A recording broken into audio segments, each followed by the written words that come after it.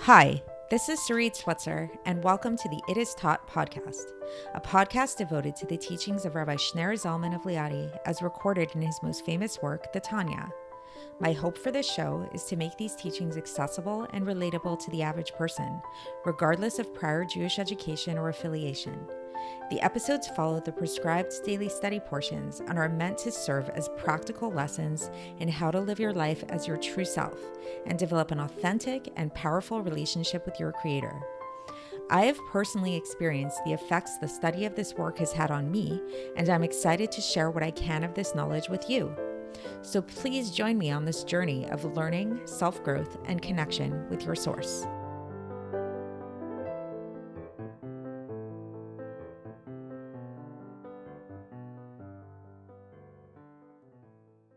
Hi, and welcome to the It Is Taught podcast. This is episode 102 for the 2nd of Adar base in a leap year.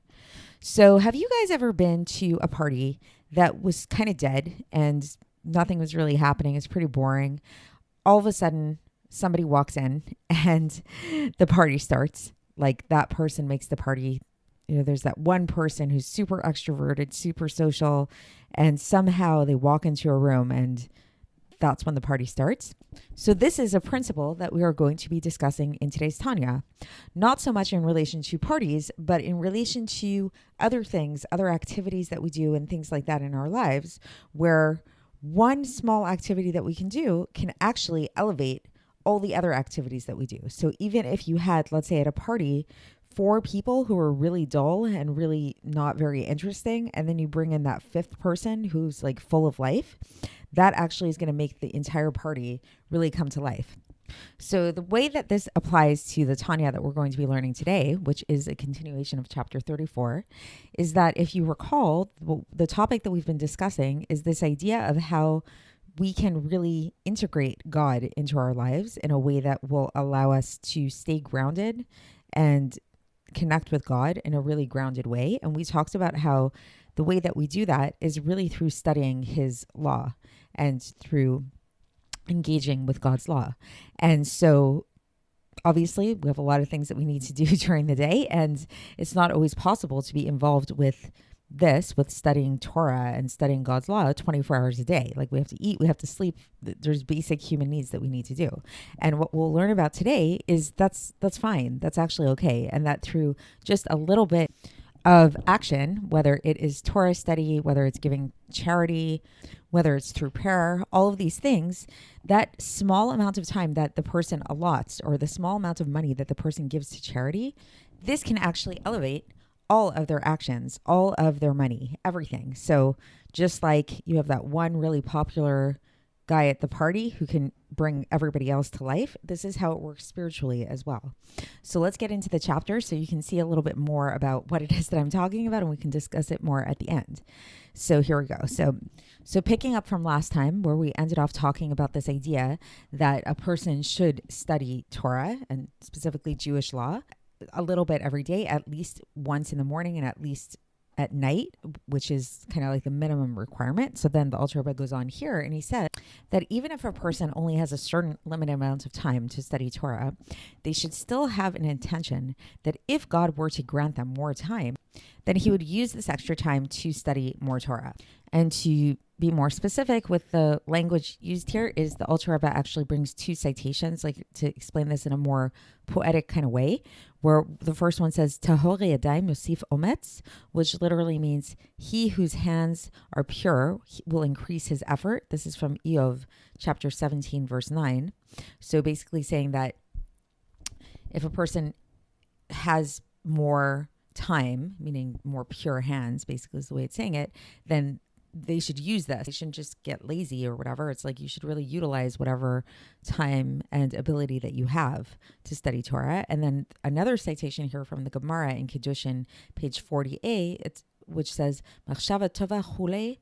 So God links a good intention as if it's an actual deed. So meaning to say that even if a person at this very moment doesn't have more time to study Torah and is very limited in their time, they can still resolve in their minds that if they were to have more time, they would use that time to study more Torah. And this is as if they themselves are studying more Torah.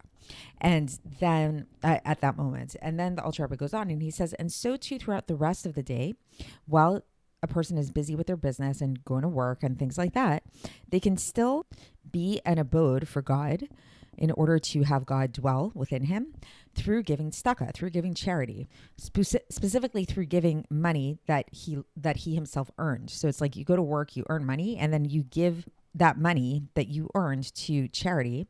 This is a very strong way to create an abode for God, because this trait of giving and being compassionate in this way, which is a trait that comes out through giving, is one of God's attributes. Just like it says in the Gemara in Masechet Shabbos, page 133b, just as he's compassionate, so must you be compassionate. So it's like when we give charity through the money that we earned, then we are emulating God by practicing and expressing the trait of compassion. And then the Alter Rebbe goes on to cite the Tikkunei Zohar, where it says that Chesed is the right hand of God. So again, illustrating this idea that God manifests his kindness through this imagery of like giving with his right arm, which is what we manifest when we give. And then the Alter Rebbe goes on and he says that even if a person only just gives a fifth of their income, this fifth elevates all the other 4 parts to God in order to make an abode for God here. As is taught by our sages, that the mitzvah of tzedakah is equal in measure to all of the sacrifices. So there's a parallel between the sacrifices and giving and the act of giving charity.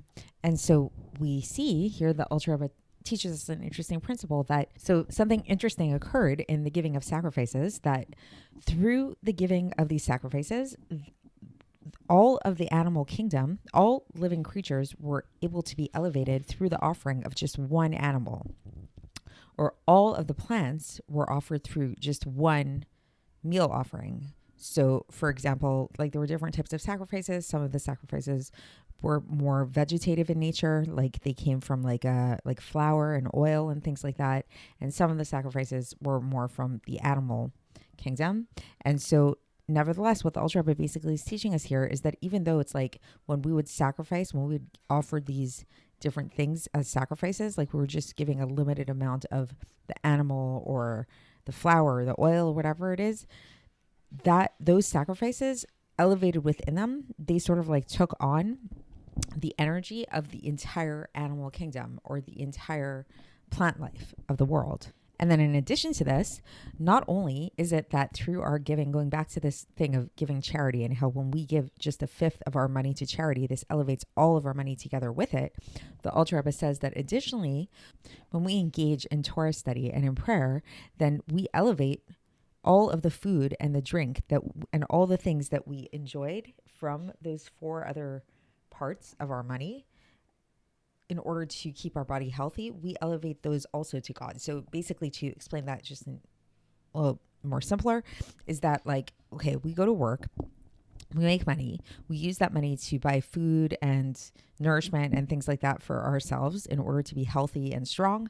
And so we eat, we're strong, we're healthy. And then with that strength and with that energy that we have, we then if we go and use that energy to pray to God and to learn Torah and things like that, we're actually elevating all of our money and all of our nourishment to God. So this is another way by which, even though we're only giving a small amount to charity, we're actually able to elevate it all to charity. So this is the conclusion of today's portion. And so just to kind of sum it up, it's again, the message that we're learning today is this idea of how a minority of something that we have can actually elevate the whole thing. So even though we learned previously this idea that really it's like we're supposed to be devoting our entire lives to God and to Torah and all of these things, a person might think to themselves like, this isn't really practical to be like, I have to live, there's things I have to do, like, we have to sleep, for example, like things like that.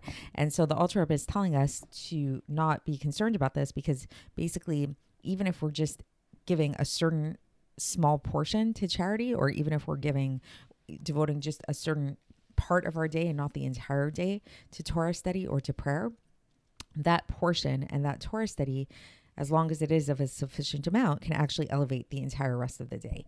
Just like going back to the party analogy I gave in the beginning, if you have one very lively person, as long as the party's not too big, they're not like totally lost in the crowd, as long as it's in sufficient proportion, that one person can actually vivify the entire party. So I hope that made sense, and I hope it was enlightening to you. And we're going to continue tomorrow when we conclude this chapter, and I will speak to you then. Thanks for listening to the It Is Taught podcast, hosted by Sarit Switzer. This podcast is dedicated in loving memory of my maternal grandfather, Avraham Yitzchak ben Binyamin HaKohen of blessed memory.